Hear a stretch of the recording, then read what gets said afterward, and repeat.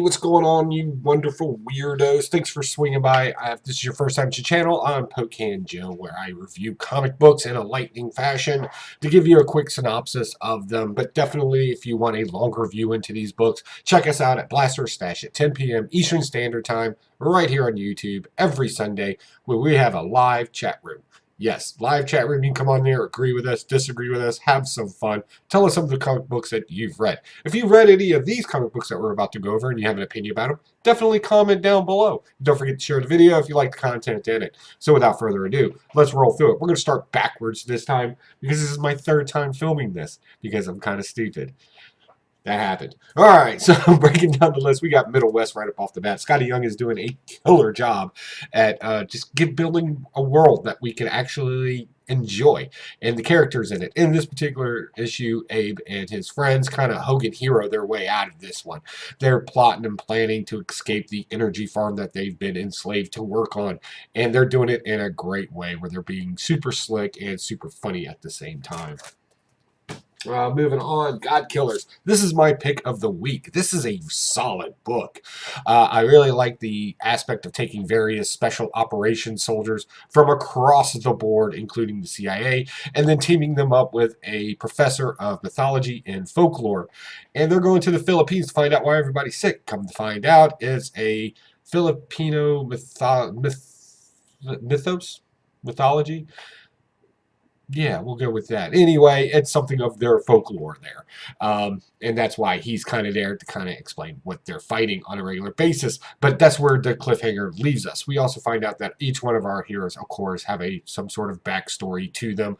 That's the only thing that justifies this ragtag team of elite forces working together to fight ghosts and monsters and make up stuff. So this should be fun. I definitely want to follow this some more. Definitely my pick of the week. Next, on the stump. What happens when WWF becomes the way we govern our country?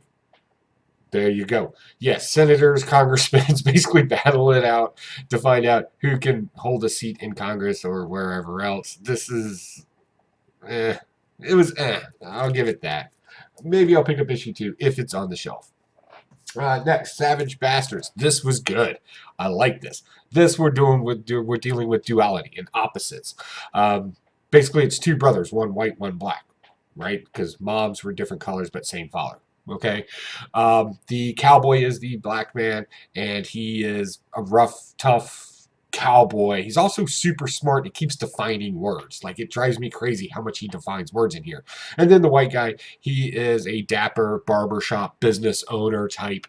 And of course, their father wants them home. Why? Because he's got plans for them. But apparently they don't want to go, and they're not going down easy. So they kind of break out to a gunfight in this. This is interesting. I'll read some more of this if I can get my hands on it. But if I lose it, I'm not really hurt for anything on it. All right, moving on. We got Bang. What happens when you take the never-ending story, James Bond, and Quantum Leap, or let's go with Doctor Who, that sounds better, and you kind of roll them into a spy movie, you get Bang. That's pretty much what this is. This is an interesting read. They're really doing this whole, the narrator is the author of the story, but the characters don't know they're in a story. Boom. There you go. Very easy. Is it good, though? It's interesting. I want to read some more of this before I make a hard judgment on it. Moving on, Dr. Tomorrow. What happens when future parallel self meets younger you and convinces you to be a superhero? Boom.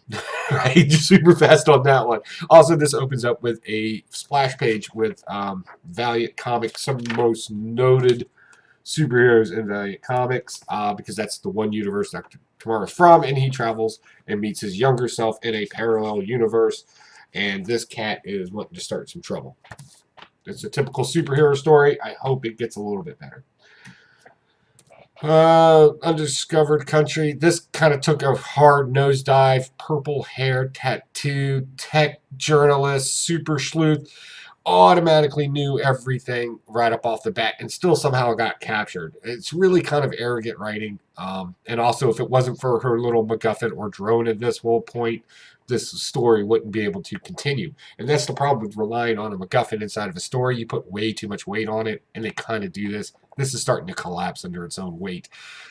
I don't know where it's going to go. And to be honest, I'm not going to do a hard search for the next issue. If it's right there in front of me, super easy to pick up, then I will. But I'm not trying to find this. Next, Goon. I always loved Goon. The big mastermind behind all this stuff that Goon's been going through with Dapper Ape is Boy with Duck. Yes, the classic character that's constantly and always in the background of almost every Goon book there's ever been is Boy with the Duck. And apparently he's a duck kung fu master. This is fun, whimsical books. If you read a lot of books and you review books or you just read a lot of comic books, this is a great break in between a lot of them. And I enjoy it. It's whimsical. Next, Masters of the Universe tells us what agency is and breaks down individualism. And they do it in the world of the He-Man that we best know. Like the one that we can all recognize from the old 80s cartoon where they always taught you a lesson. They actually make a little pun on that in here where they kind of make fun of it a little bit. I thought that was interesting. It's a good read. It's definitely picking up steam where it was kind of dragging before. This is actually starting to come out pretty good. And I'm really liking Kindor. Half of his face get torn on here, and it reveals that, yes, he's a Skeletor too, which most of us should have already known. But still, I like the reveal of it. Moving on. Yeah, Legion of Superheroes. This is... So Superboy's in the orientation, and they find it very important to tell them or to inform him of everybody's background and how different they all are. But the truth is, they're all just a bunch of teenagers and don't like to be told what to do and want to fight authority all the time. All the time. And of course, the orientation gets interrupted because there's another problem. Just get the orientation done already. And let's get on with some superhero storytelling. Please, please, please. Or don't. Then I'll drop it. All right. Deceased. The Unlikables. This deals with... all right, so the villains mostly is the main story, but also we have the C-rated Bat heroes of the Bat family as well. Joe Chill is a code name in here. I don't know if most people knew this. I was surprised that some people didn't. Joe Chill is actually the person's name that killed the Waynes, right? So it wasn't the Joker like in the 80s movie. It was Joe Chill, and that's the code word to make the Batmobile's weapons, its lethal weapons, more activated, which everybody's dead at this point. So our Bat family superheroes like Gordon and the Todd and some lady, I can't remember her name, comment down below. They're holed up in an orphanage to save some kids over in Bloodhaven. And our villains that escaped all this are hanging out with Vandal Savage, Solomon Grundy, the Creeper's in it. I haven't seen the Creeper in forever in a comic book. I thought they made him a little too cartoony, but it was pretty good. It's still Cheetah, Lady Sheev, who else? Bane, Deathstroke. Right, so they're at Mirror Master, right? So they're all hanging out on an island talking about survival. It was kind of a boring situation, but definitely let's press this forward and see. I want to see some more of this to kind of more about the villains more than I am the Bat people in it. Because God knows there's enough Batman out there. Speaking of Batman, did you pay $20 for this comic book? If you should have raised hell if you did. Let's get an awkward sip of coffee because we're going to go on a rant. All right, so we get the first appearance of the designer. Guess what? It's a hooded, masked figure. He didn't reveal him in any way, but he's there, and he's dressed up like something from a Renaissance festival.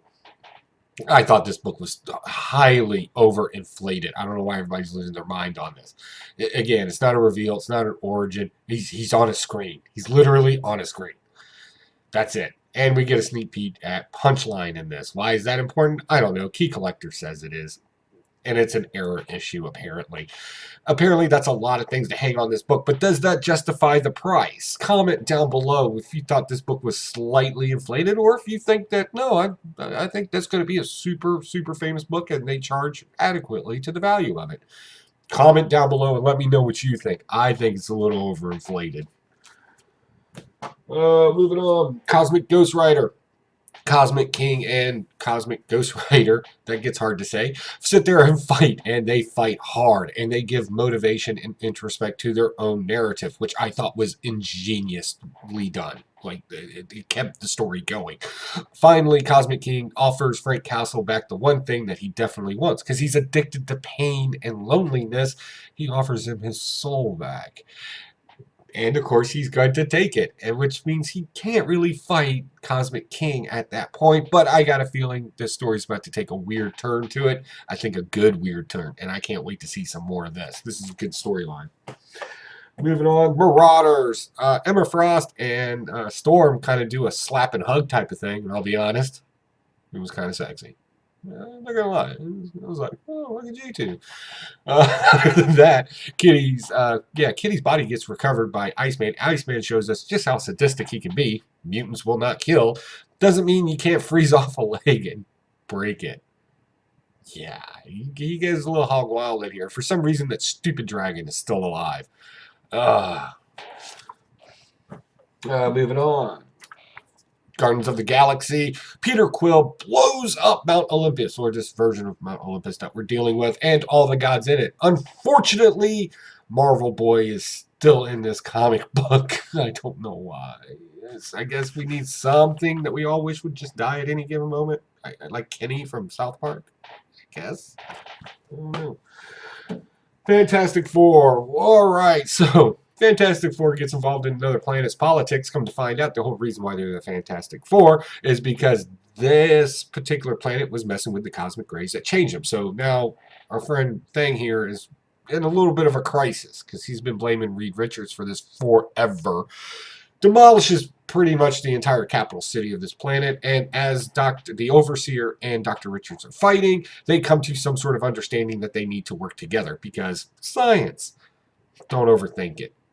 So they rebuild the rocket, and the Fantastic Four are on the way with Johnny Storm's new wife, some winged lady named Sky. How does that turn out? I think we got a bunch of shenanigans coming up. But the interesting thing is that Wyatt Wingwalker is back in the storyline. If you don't know who he was in Fantastic Four number 50. That's in 1966. That's his first appearance. He's a Native American, and he kind of helps out the indigenous people and their tribes. And in this one, we have the Mole Man is back, or at least some of his people are trying to escape, and the Mole Man wants them back. What's a Fantastic Four without Mole Man? Like, legitimately. I'm kind of excited about that storyline, and I'm very happy that the isolationists get involved in other people's business is done with. What did you think if you read those comic books? Last but not least, there's something that just warms my heart every time Wolverine battles vampires. It just seems like the perfect enemy for him. An undead, undying, slashing and hacking. This is so smartly written. I love the fact that they used the term oubliette in here, which is a place to forget. It was an actual thing that was used in France in medieval times. Just a hole in the ground to put people to forget about them. The catacombs underneath France being the resting place for the vampires, and Dracul is coming back, or Dracula, as we often call him. Apparently, he really needs something from Wolverine, and he gets it. And he's walking around in the daylight now. So this is proven to be really good. I really love the smart play on St. Juliet in here, or St. Julian in here, the patron saint of innkeepers, travelers, and boatmen.